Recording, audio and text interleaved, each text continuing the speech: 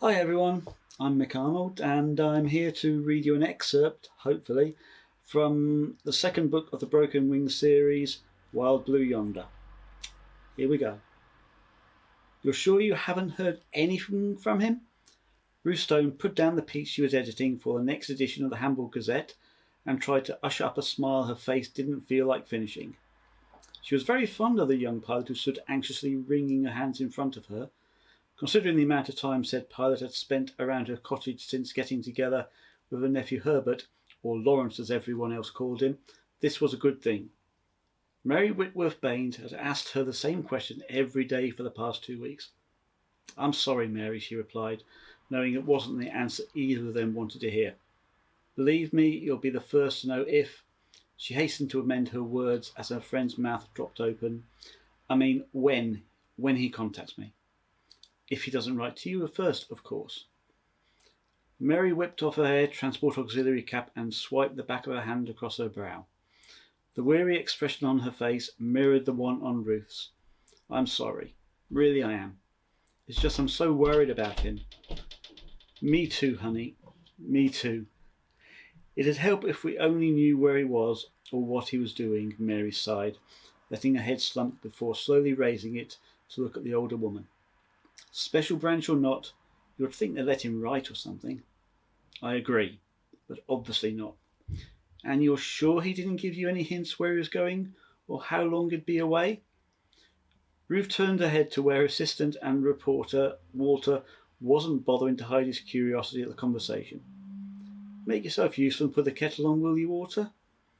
"No problem, boss," he said, pushing his chair back and stepping over where Bobby, Ruth's cocker spaniel, was lying on his back, legs twitching as he dreamt.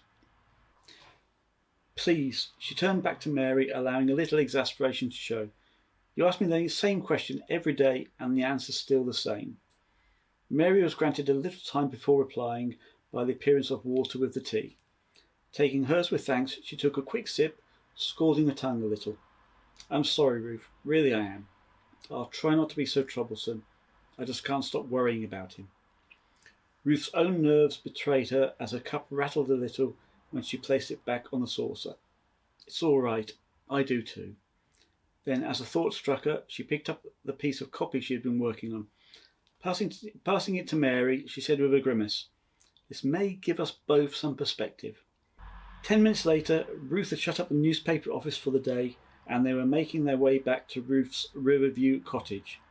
Mary was walking arm in arm with her, whilst Bobby trotted along at their heels, stopping every now and then to sniff at the bases of trees and to scare a few foolhardy ducks into the river.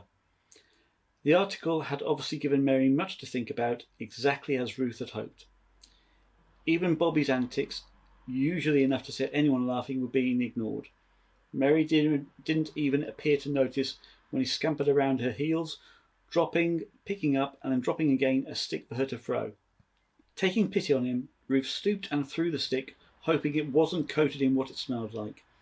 As Mary hadn't noticed, Ruth quickly dipped her hands into the river, took out a handkerchief to dry them, and caught up with her friend, who now stood with one hand on the gate of Betty Palmer's cottage where she lodged.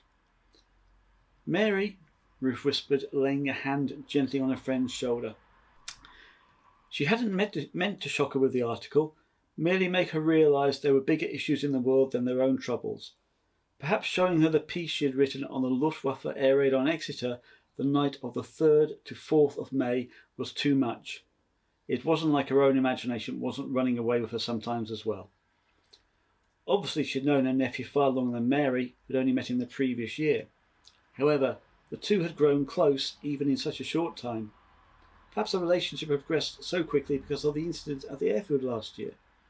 Their friend Betty had been stabbed whilst her sister's death was being investigated.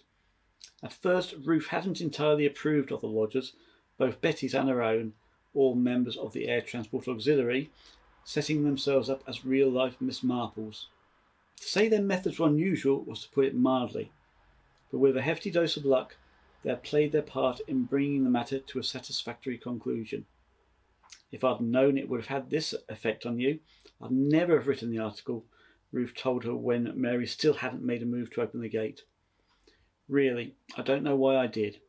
I stupidly wanted to try to get your mind around to the fact that there are bigger problems than ours. After a minute, Mary blinked and seemed to become aware of where she was. The smile she placed upon her head was distinctly forced, though her voice was warm enough. It's all right. It has helped to put things into perspective. Her smile became a little more natural. I'll try to stop bothering you so much.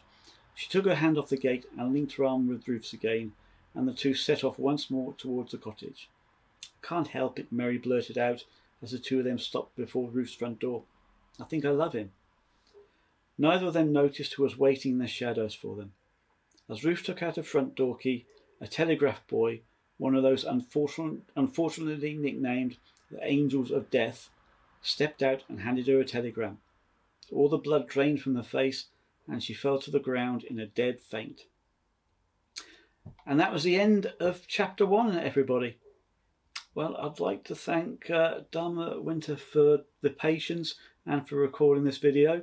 Please see the links at the bottom of this video and go and have a look at what else she does. Really good work, I think. I'll see you later, everybody. Take care. Bye.